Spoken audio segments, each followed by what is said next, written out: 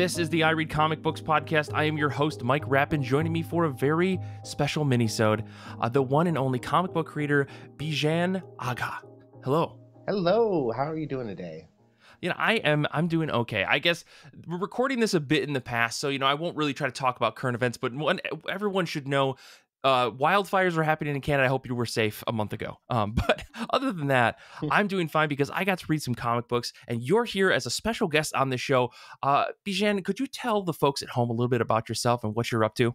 Yeah, so I'm the creator of a series called Time Wars, and we're having the first entry, which is a comic book called The Adventures of Kobra Olympus. It is a fast-paced action-adventure comic with some romance and some comedy, and it's very much in the style of the older comics from the mid-century.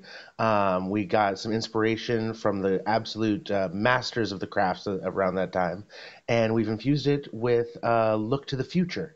Because as a trans and Muslim artist, it was only right for my first comic book character to also be trans and Muslim. So Kobra Olympus is a new hero for a new era while respecting the history of comics. Yeah, and you gave me a little bit of a preview for I guess the Kickstarter that's ongoing right now. There's a link to that in the show notes. And I definitely feel that vibe when reading the book. But I guess before we dig into talking about the Kickstarter, because I got a bunch of questions about that, let's talk a little bit about comic books. So I'm going to ask you the two questions that we usually ask here on the show. I Read Comic Books, which is how have you been? How have comic books been? What have you been reading? Well, so I was actually just a guest on the Two Dimension podcast, and the topic was the original run of Wonder Woman. Because when I was a kid, that was one of the first comics I got my hands on, was a big reprint of Wonder Woman. Now, when I first originally read it, it was just a black and white reprint on that cheap yellow paper with the thin covers that had been worn over time. And so that's one of the original comics I got into. So when the topic came up naturally on the podcast, we decided to do another episode on specifically Wonder Woman and that original Charles Moulton run. And so I got to go back and I got to read about the history of the creators. I got to learn, like the history of how the creator was actually a psychologist who had fervently defended in one of his books the idea that being queer and trans and kinky was totally normal. And he was doing this in the 1920s. And so the comic that I've just been binge reading for the past month or so has been the first 100 issues of Wonder Woman. And they are just classic American literature. And it's so great to see the digital preservation of these comics because the colors are bold and bright the same way you would see on a page at the time in a way that you can't reproduce by holding the real thing in your hand anymore because they weren't made to last, Right. So right. It's really great to see that it's still something that new generations can access. It's really important to the history of comics. Yeah, it always blows my mind when I see these very high quality editions of comics from that era, basically from like the 20s up through the 60s and 70s, where like no one was really collecting them. I mean, people were clearly collecting them in some capacity, but to see them like reprinted in these super high quality, really well preserved, really beautiful versions of those comics. Like I grabbed from a Fantagraphics sale recently a bunch of like reprints of Mickey Mouse comics and some Donald Duck comics. And these books were published, like 70 years ago, and they're in pristine, like recreated quality to make sure that these things are archived. And it's, I think Penguin Random House is putting out a series of Marvel books right now, edited by Ben Saunders, who we've had on the show before. He's a professor in Oregon, if I'm not mistaken, teaching about comics and stuff. And they're reprinting like classic Fantastic Four, classic Spider-Man, classic Captain America. And it's great to see that these types of books are being preserved for folks who want to go back and read these classic stories. And I didn't know that there was a bunch of Wonder Woman archive like this. Like I've read a handful of those old issues here and there, but I didn't know that there were like hundreds of issues like this that were preserved.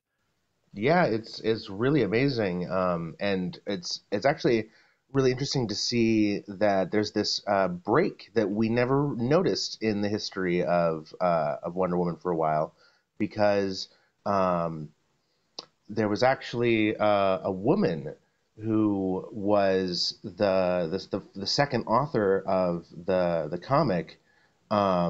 Is something that is her name was Joyce Hummel, and or was Mm. it Joy Hummel?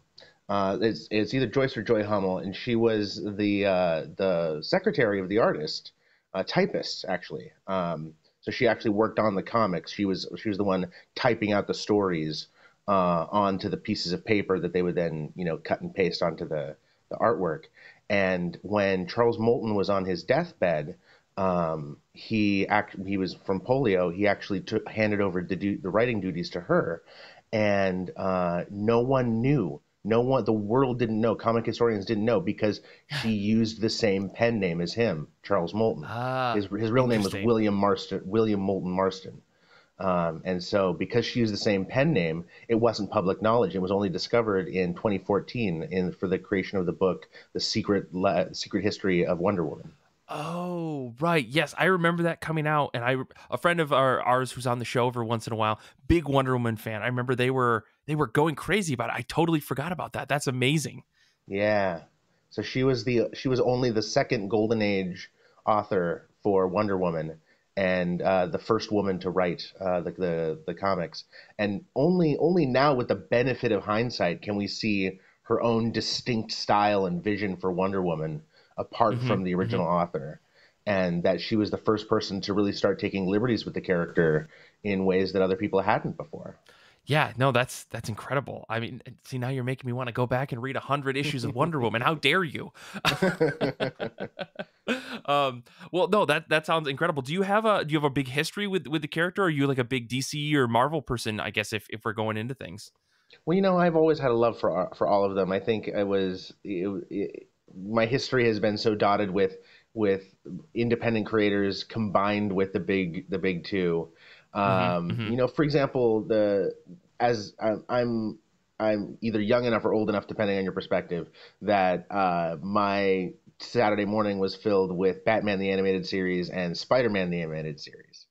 Okay. And so I had a big DC influence and a big Spider-Man, big Marvel influence. But then there was also the Ninja Turtles, which is independent, and Mighty Morphin Power Right. Rangers, which, while isn't comics, is certainly superheroes. Yes. Yeah. And there was also, like I said, there was big volumes of classic Wonder Woman and Superman and Spider-Man, and like there were just these any comic that was sufficiently popular had been reprinted on these pulpy little, well, not little, but they were very thick tomes, and I could Hmm. check them out from the library, and sit on my bed and read these thick tomes, and so it was it was a lot of Wonder Woman, it was a lot of Superman, it was a lot of Spider-Man. Like those were the big three that got reprinted and carried by the library. And then a Gotcha. little smattering of, I did, and especially in my teenage years, I started to actually get into getting my own comics. It's because I had my own money, and that's when Hmm. I started getting back issues of like the original Ninja Turtles run. That was what really fueled my comic collection. So yeah, that Eastman and Laird Ninja Turtles, that was a big one for me. I like the IDW one. I haven't been able to keep up, but I did Yeah. appreciate the tone and the artwork and the respect for the original while still taking liberties. I thought that was really good. Yeah, that new run, or I guess new, I put new in heavy I quotes know, there because yeah, I think it's been relative. it's been a decade. But yeah, I really did enjoy like the first couple of volumes that I read. I too didn't keep up, but like Nick, who's another person on the show, kept up. I think he read through 16 or 17 volumes of it. And he said, even reading some of the older Ninja Turtle stuff, he's like, yeah, there's exactly what you were talking about. There's this respect for the older, and I think Eastman came and did some work, and Eastman and Yeah. Laird are working together kind of on this new Last Ronin thing. But yeah, I totally get you with that. That I love the new and the old turtles. If we're gonna go that route, but let me talk a little bit about what I've been reading. We can talk a little bit more about comics in your Kickstarter here in a second. I sat down and read a book called Delphine. This is from Fantagraphics, written by Richard Sala, and it's kind of this real world turned supernatural horror story about a man who's obsessed with this woman that he briefly dated, and how his obsession, where he goes to her hometown where she gave him an address that he mailed her and his letters were never received or something. It kind of starts to turn him physically into a monster. And it's kind of this weird blending of like fantasy and reality with like this satirical take on like the reverse of a Cinderella story. I don't know how to properly describe it, because to me it felt like at one point I was like, this is just a slice of life comic about a guy who's maybe too obsessed, and that makes him a bad person, and he's the focus of the story. And then it turns into like everybody who lives in this town that he goes to is like some sort of supernatural monster thing. Like there's a werewolf boy, but maybe it's not actually him. He's just a loud kid that his mom hasn't held on to. And there are these witches that are apparently torturing this guy, but it turns out maybe he was actually just poisoned by some sort of food that he ate. It's a really weird, like, you don't know what's real and what's not, and the end is ambiguous enough to say maybe this guy's just a jerk and he was imagining all of this, or maybe he was turned into an ogre person who loses an eye and is chasing this angelic figure up a hill. It's a really weird book, and I don't feel bad talking about the end of it, because I didn't tell you much about this book, and I think if anybody goes into it, they're going to be leaving scratching their head, but in a good way, because it's a book that really makes you think about like how people perceive themselves and how the world perceives, or how you perceive other people in the world. Plus it's got this like I said, reverse Cinderella story where you're getting like the obsessive or not Cinderella, I guess like Sleeping Beauty story, where you're getting this obsessive knight thing, and you're getting the perspective of someone who has maybe taken it a bit too far. So it's not violent by any means. It's just kind of like that a story about a guy who's maybe a little bit just obsessed with this idea of a person, and that makes him kind of a bad person for that reason. You know, putting someone up on a pedestal like that is not fair to that person. So I thought it was a pretty good read. But again, it's Fantagraphics, so it's kind of out there in terms of like the way that it's the story is told. I really dug the art. I think Richard Sala has a great knack for making things somehow both slice of lifey and horror at the same time.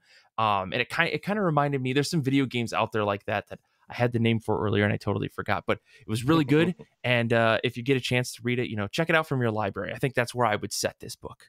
How would you describe the artwork? I'm very curious about that. It reminds me of like, it's got a very gothic feel to it. Like everything is drawn in very thick rushed pencils and inks, except for the main character of the story, who we really don't get a lot of information about him, which is kind of funny. But yeah, everything is drawn like very. It kind of reminds me of like the super high detail that you would see in SpongeBob, but with just pencils and inks. That's awesome. Which is kind of a weird thing, but the book does this thing over and over and over, where we turn to panels, or like the main character will see something in one panel, and then the next panel will be like what he's reacting to, and it'll be like this hyper detailed picture of someone like grimacing at him, and then the next panels you won't really know what he's looking at because you're not sure if he's hallucinating or not. It's a pretty cool way to describe or to do things. And I like the way that the book is broken down in like just pages of 6-panel grids, with this very sketchy black and white style all throughout. Like, again, the only way I can think to describe it is like Gotham or Gothic pencil drawings. I don't know. I want to say Tim Burton-esque, but I feel like that's not the right knack there. The name of the video game that I'm thinking is going to come to me as soon as we hit stop on the record button. But if I think about it, I'll put it in the show notes. But yeah, enough about what I was talking about. Let's talk a little bit more about this Kickstarter that you have. I guess for folks at home who haven't clicked on the link yet, could you go through it one more time and maybe talk a little bit about where your inspiration came from this book? Yeah, so it was actually the fact that I was going back to some classic comics that made me want to actually make one of my own. So I've done lots of different writing in the past, and I've made some video games, but this was my first really big attempt at a comic book, and it was drawing from all my favorite inspiration. I think a big turning point for me was reading Wonder Woman Dead Earth, because that comic was such a perfect blend of like nostalgic themes and you know artwork that's really impactful, that carries the weight of a hit that has Mm-hmm. velocity and speed, and all of that really was super inspiring to me to try and make something that would blend old ideas with new. But I didn't want to do exactly what Wonder Woman Dead Earth had done, because it was such a unique experience. There's no way that I could duplicate something like that. Right, So right. instead, I thought more about thinking about the way stories are told and my favorite things that made comics great. And when I think about what really makes what really makes comics a great medium is our ability to see someone's face and then, although abstractly, hear their voice, and also at the same time hear their thoughts, and maybe even throw in another layer and add a narrator. So all these things that we now often do without in modern comics. They're wonderful, beautiful comics that do without these things. But I wanted to try and bring meaning back to a lot of these forms and formats and conventions that had served the comics community for 100 years. Mm-hmm. I wanted to create a story that was 20 pages long, that told a story from top to bottom, and would be in its form inspired by the past, but in its content looking to the future. So, as a trans and Muslim person myself, it felt that they say write what you know. So instead of writing Mm-hmm. about Mm-hmm. someone whose life I don't intimately understand, I decided to make the character much more like myself. And so, in the great history of superhero comics, Kobra Olympus, my hero, is trying to balance their normal everyday life with their life as a superhero. And I think for a Muslim in particular, there's this theme of we don't get to be the writers of our own destiny. We can contribute to what our future is. We make decisions that guide and navigate our future, but we're going down a river whose path lays before us. And so Mm. Cobra Olympus from the deep future it has been given a call to battle. Someone from deep, deep in the future says, "We need your help in order to change the future from one that's terrible to one where we have a chance. And I need you to do a series of things. I need you to fight literal monsters in order to Mm. create a better future." So this first issue, I wanted to tell a fun action adventure story with a little bit of romance, some good humor, quick pace, with some splashy artwork and some great action scenes. And we have plans for making the stories increasingly philosophical about the role of someone's role in history, how we navigate a society where so much of it is laid out for us, and we don't have a lot of we have so much control in the world, and there's also so much that we don't control, and how do we navigate that? So with this first project, this first issue, Battle of the Blood Golem, we want the Adventures of Kobra Olympus to become a fun series that we can start and follow up with lots of more adventures with these same characters and some new characters that we've already thought up. And we've been having a great time planning the future of a new character that I think a lot of people are going to get a kick out of. Yeah, I mean, just from the preview, that I think you sent over, I think it's also available on the Kickstarter, if I'm not mistaken, right? Yeah, exactly. On the Kickstarter, right below the video, there's a big thing that says "click here." That's where you can download the 13-page preview. Cool, cool. Yeah, just from the preview, I guess what I was getting at is like there is there is something about the pacing of this book that like drew me in, and I was like, "There's no way I just got through 13 pages." Right? I will say, like, I was very, very like some indie creators I think have a problem with pacing sometimes. I was so blown away by how quick this read and how much I felt like I got through in just 13 pages. Like this is a very high quality book for being like what you said, your first comic book ever. I don't mean Well, to like oversell this, but it's really, really impressive. Like in how like again how snappy everything feels. It's such a pleasure to read. Thank you so much. Yeah, I really tried to study at the feet of the masters, right? Like I Totally. this is the result of reading over 1,000 comics published over a 40-year period. And so Wowzer. Yeah. Yeah. I didn't, it may have been my first time coming out of the gate, but I've basically been in comic book university my whole life. Sure. Sure. Sure. This medium is one of my great passions in life. Yeah. So I had a great deep appreciation for the giants on whose shoulders I'm standing.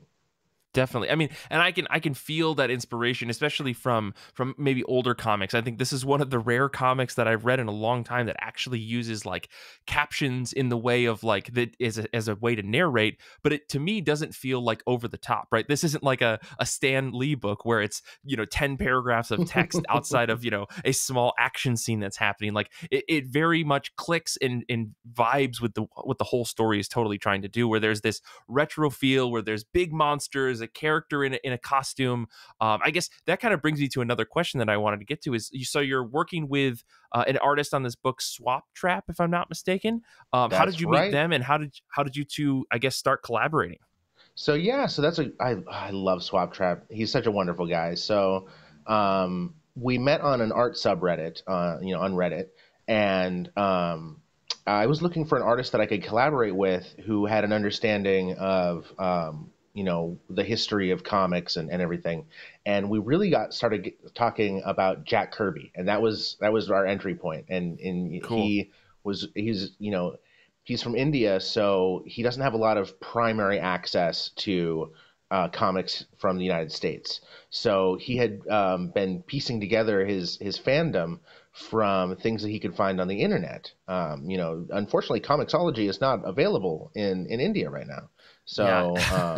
Yeah. So Yeah. that would be so he had been putting together this aesthetic that involved a lot of Jack Kirbyism, and so I put together a style guide, and it was made mostly from comics from Jack Kirby, Harry G. Peter, who's the original artist on Wonder Woman, and Bill Everett, who invented Namor and the original Human Torch.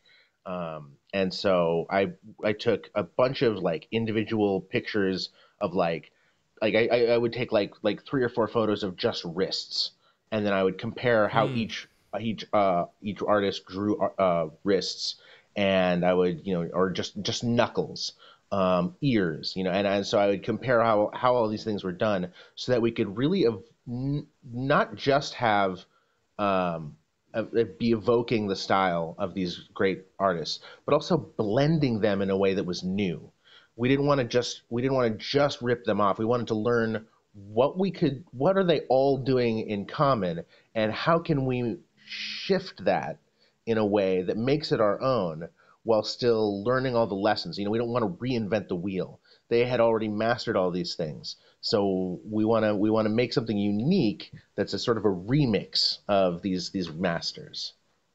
And so working with him was wonderful. He's so good at this. Like my favorite thing about working with him was that we were even able to, when we were having a hard time coming to a conclusion about how the faces should be drawn, we decided that what I should do is I should take photos of my own face making the expressions, and then I would send those to him. And I had labeled them, page 9, frame 8, page 9, Yeah. frame 9. I had, Cobra, and then Dorothy. And so I had each of these pictures of me, and then he would duplicate that in the art, and I'd go, oh, that's so much better than trying to describe it in a block of text, you know.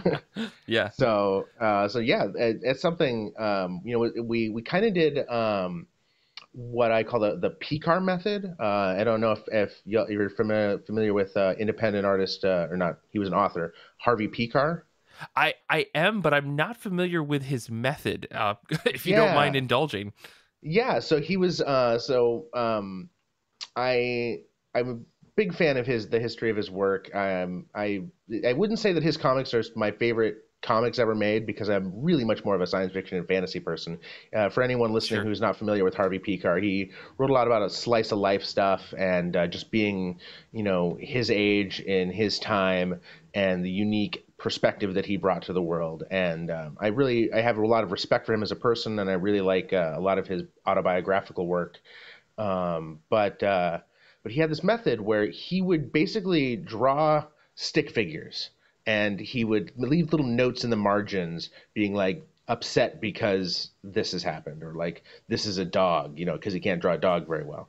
And then and then he would write out what he wanted this to be in the speech bubbles.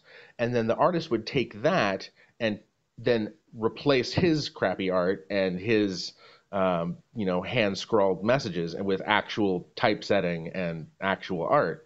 So it wasn't a script, right? And it wasn't the Marvel method. It was this sort of, making stick figures. And so we sort of took that. I can draw, I'm not totally incompetent drawing. I can draw a stick figure, and I can make it look like he's buff, and I can make it look like he's sad. Like, I know how to make basic drawings, and I can win at Pictionary.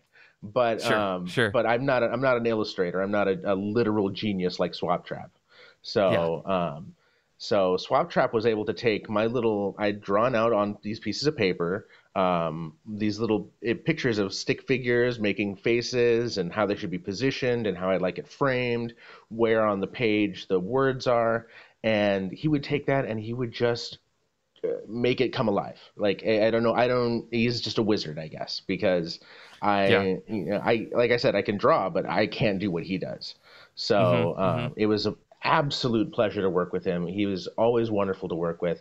And anyone who's listening who has any kind of commissions to work with, especially comics related, at SwapTrap, SWAPTRAP, please commission him. He is amazing. Yeah, I will say the art is really fun. It's really kinetic, I think, is a word that a lot of people use for like the amount of like motion and action that you see in books. There's a specific page that you have, like, I think there's like a 9-panel grid with 2 other panels on top of it. I'm actually looking at it right now, where there's just this wham bam, like, thank you ma'am kind of moment. And I really love when artists do that. I think we see it in big 2 books a lot, where there's a lot of action and everyone just claps their hands very politely. There's like, this is what comic books are about. And this, Swap Trap has been able to do that, and it's so much fun. And this is just one example, I think, of one of the pages that are just classic comic books. It totally works on like every single level, which makes this such an enjoyable read, which is why I'm very excited to get those last few pages of this book so I can see what happens with the huge cliffhanger. How dare you send over a copy with a cliffhanger to me? But no, it's a great read, and I'm very excited to see. Hopefully, the Kickstarter goes well. I don't think it'll be finished by the time this comes out. So, make sure you folks go check it out with the link that we have in the show notes, I guess. And speaking of the Kickstarter, I guess for those folks who are interested, what kind of rewards can they expect if this Kickstarter is successful? Yeah, so the easiest one is the $2 tier. That is a digital comic that's both available in both English and Spanish. I had my Uruguayan friends help me translate it into a more fluid and native Spanish than I could do on my own. Oh, nice. And then at $6, we have 1 physical copy. $10 is 2 physical copies, one to keep and one bagged and boarded, because they'll all come bagged and boarded. So one you can keep bagged and boarded, and the other one you can actually get sticky with your little fingers and your peanut butter. Yes. And we have a retailers tier for retailers. And that one's $15. You get 5 comics, and they have an MSRP of $6 each. So that is a competitive price. And then the big one that I'd really like to see someone accept is for $100. Not only will you get 2 comics, but you'll also get one of those original rough draft pages that I was talking about that I drew on with my little stick figures. You'll get you'll get that you get that mailed to you from my home with my signature, and you'll be able to keep that as a piece of comics history forever. So you get 2 comics plus a piece of comics history. So that's the $100 tier. That's fantastic. I really like that last one. just because, I mean, that's one of those rare comic book artifacts that I don't feel like we see very often. Like, I feel like it's rare to get like comic scripts as part of Kickstarters and stuff like that. And this is why I always enjoy supporting folks on Kickstarter, specifically because of this, the very unique tiers and rewards that you probably are not going to get in any other capacity, right? Like crowdfunding is the only place to really get these kinds of very unique, really interesting rewards. That's a really cool idea. Thank you. Yeah. I know how excited I would be to have a piece of history like that. So I wanted to share the love. Mm-hmm. Yeah, definitely. Well, cool. I guess to wrap things up here, I mean, everybody should go check this out. Again, there's going to be links to everything in the show notes. This is a really fun comic book. I guess, Bijhan, where can folks find you on the internet if they have any questions or they just want to check out the other work that you may do after Kobra Olympus? Yeah, so my studio is called Jamshed Studios. That's spelled Jamshed. So we're at Jamshed Studios everywhere on the internet. And we're doing games, we're doing novels, we're doing all kinds of things. We're doing this comic, and a lot of them take place in the same universe. So characters from other things might pop up in Kobra Olympus, and Kobra Olympus might pop up in some other things. So go check out the Time Wars universe via Jamshed Studios, Jamshed Studios. Awesome.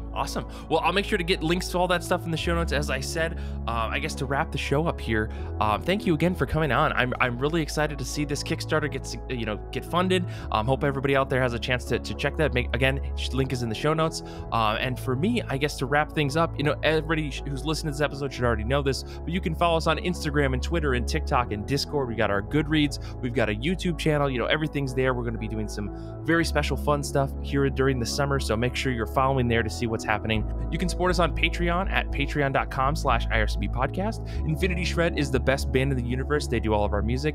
Xander, our editor, will gladly give you his eye for fashion if only you'd ask. I want to say thank you again for everybody out there who's listening. Thank you, Bijhan, for being on the show. I really appreciate it. And until next time, comics are good, and so are you.